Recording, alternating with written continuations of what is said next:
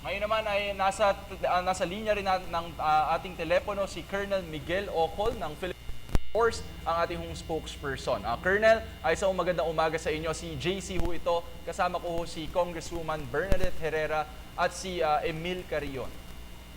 Sir, magandang umaga po sa inyo.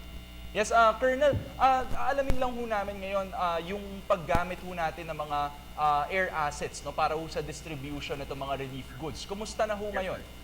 Well, actually, sir, dito po sa Villamor, dito po sa start, meron po tayong various air assets no, coming from the Philippines and U.S. forces that are continuously transporting relief goods from here to Tacloban and the other areas. Now, sa Mactan naman po, meron din po mga air assets ng mga P-130 na nagtatransport ng mga binabado na relief goods from various countries to the affected areas. Now, doon po sa site, meron din po tayong mga helicopters from the Philippines, from the US forces, and in a few days, yung Japanese forces also will contribute their helicopters to distribute this to the identified area. Right. Colonel, yung isang tinatanong din ng ating mga kababayan ay nakailang flights ho ba ngayon? Itong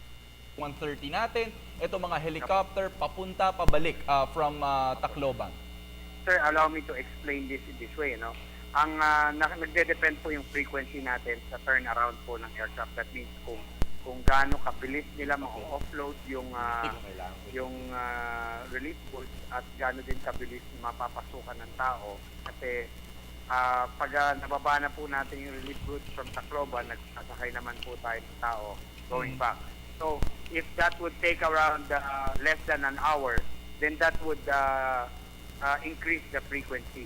Ang limitation po natin is yung ramp space natin sa Tacloban.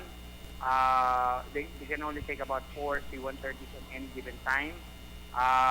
Siyempre, we have to understand meron din pong commercial flights doon. Plus, ramp din po ng mga helicopters from various countries that are contributing to the health and effort.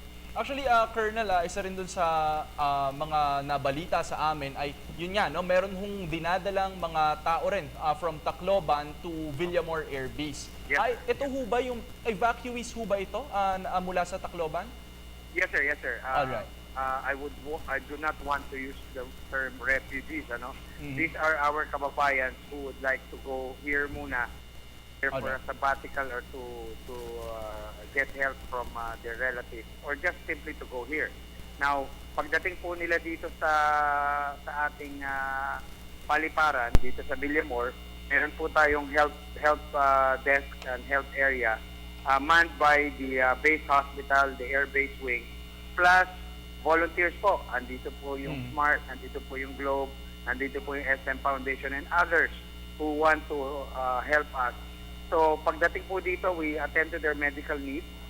We give them food packs from the volunteers, and meron din pong mga counselors to at least talk to them, no, and to get their flight. And DSWD is on board here for those who just simply came here without any relatives or mapupuntahan. And ganun po yung kind of assistance that we provide pag dumating sila dito. Okay, Colonel, kasama ko rin ho dito sa studio si Congresswoman Bernadette Herrera at meron lang din ho sila mga katanungan sa inyo. Opo. Colonel, magandang umaga po. Yes, ma'am. Good morning po. Good morning. Hindi, tatanong ko lang, Colonel, kasi merong ilang mga organizations na gusto nilang ipadala yung kanilang mga nakuha ng mga relief items. Pwede po ba silang tumawag sa inyo at na kayo po ang magdala doon sa mga lugar kung saan nila to gustong dalhin? Okay. Yes, ma'am. Please, the station knows my number para hindi na po tayo pumunta kung saan. Then from us, i-diretso po namin sila doon sa office or the unit concerned. Ang naging practice po, no, is that we dito po sa aming gym, meron pong distribution center ng DSWD. So tatanungin po sila paano nila gusto, is it in bulk or they will allow this to be repacked into marked bags and then distributed. Opo, Suffice it opo. to say, pag na-process po ng DSWD, isasakay na po natin yan.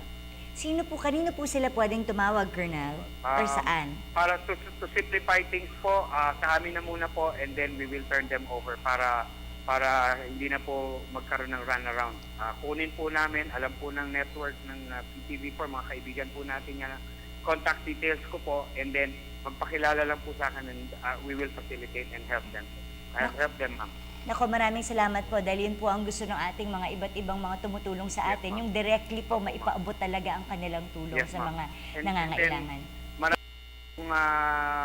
Perhaps if I may add, using your program po, ma'am, marami din pong dumadating dito, kagaya ng binanggit ko kanina, baka some of their help they would like to extend dito sa mga volunteers natin. Maraming salamat po, Colonel Yes, ma'am. Miguel Thank you so much. Ocon, ang ating TAF spokesperson.